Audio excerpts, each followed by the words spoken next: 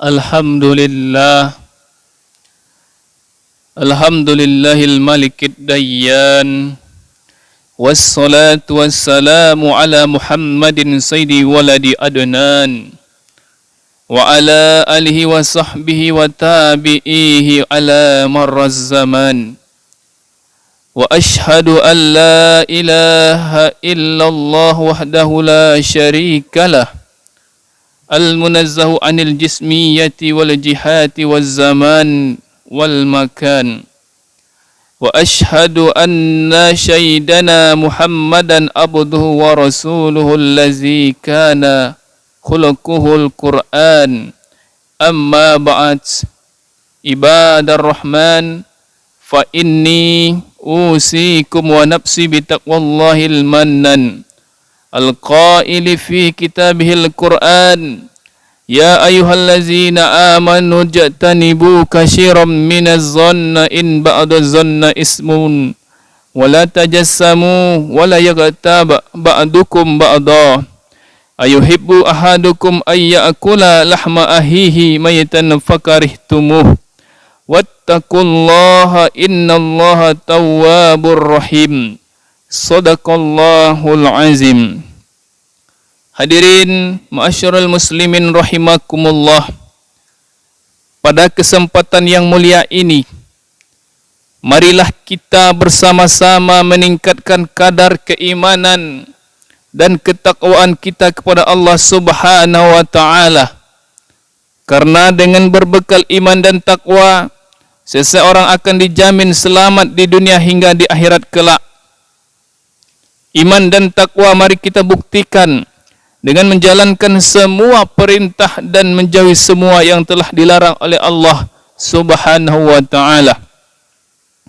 Salawat dan salam semoga tercurahkan kepada junjungan Nabi Agung, Nabi akhiruz zaman, Nabi Muhammad sallallahu alaihi wasallam. Mudah-mudahan kita semua kelak mendapat syafaat beliau. Amin Allahumma amin. Hadirin ma'asyiral muslimin rahimakumullah. Hati siapa yang tidak rindu untuk melihat keagungan Ka'bah? Hati siapa yang tidak merindukan untuk menginjakkan kaki ke tanah suci? Iya, semua kita pasti merindukannya. Tapi apa boleh buat, jika belum dimudahkan ke sana, kita tidak perlu sedih. Allah Maha Kaya, Allah Maha Pemurah. Allah berikan kesempatan bagi semua hambanya untuk mendapatkan pahala haji, sekalipun dia tidak mampu berangkat haji ke tanah suci. Lantas, apa yang harus kita lakukan agar mendapat pahala haji?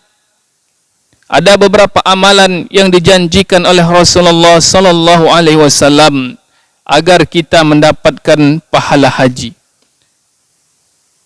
Amalan yang pertama, melakukan rangkaian ibadah setelah solat subuh. Dari Anas bin Malik radhiyallahu anhu, Rasulullah sallallahu alaihi wasallam bersabda, "Man shalla ghadata fi jama'atin summa qa'ada yazkurullah hatta tatlu'as syams. Summa shalla raka'ataini kanat lahu ajri hajjatin wa umrah." Qala Rasulullah sallallahu alaihi wasallam, "Tammatin tammah." Barang siapa yang solat subuh berjamaah, kemudian duduk berzikir memuji Allah hingga terbit matahari, kemudian solat 2 rakaat, maka dia mendapatkan pahala haji dan umrah. Lalu Nabi sallallahu alaihi wasallam menegaskan, sempurna, sempurna, sempurna. Hadis riwayat Tirmizi. Hadirin masyarul muslimin rahimakumullah. Amalan yang kedua, menghadiri taman surga di masjid. Dari Abu Umamah radhiyallahu anhu, Rasulullah sallallahu alaihi wasallam bersabda, "Man raha ilal masjidi la yuridu illa liyata'allama khairan aw yu'allamahu falahu ajruhu hajjah tamal hijjah." Siapa yang berangkat ke masjid sore hari tidak memiliki tujuan apapun selain untuk belajar agama atau mengajarkannya, maka dia mendapatkan pahala orang yang berhaji sempurna hajinya. Hadis riwayat Hakim. Kemudian amalan yang ketiga yaitu menjaga salat jemaah beserta adab-adabnya.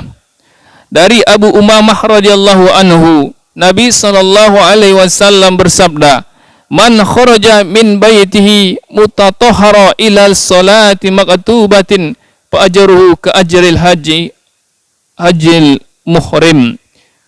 Barang siapa yang keluar dari rumahnya untuk salat jemaah dalam keadaan telah bersuci, maka pahalanya seperti pahala orang haji dalam keadaan ihram. Dan barang siapa beranjak untuk melakukan salat duha dan tidak ada yang menyebabkan dia keluar dari rumahnya kecuali untuk salat duha, maka pahalanya seperti pahala orang yang umrah. Kemudian amalan yang keempat yaitu umrah di bulan Ramadan. Umrah di bulan Ramadan mendapat pahala haji lantaran berkumpulnya keutamaan waktu dan tempat.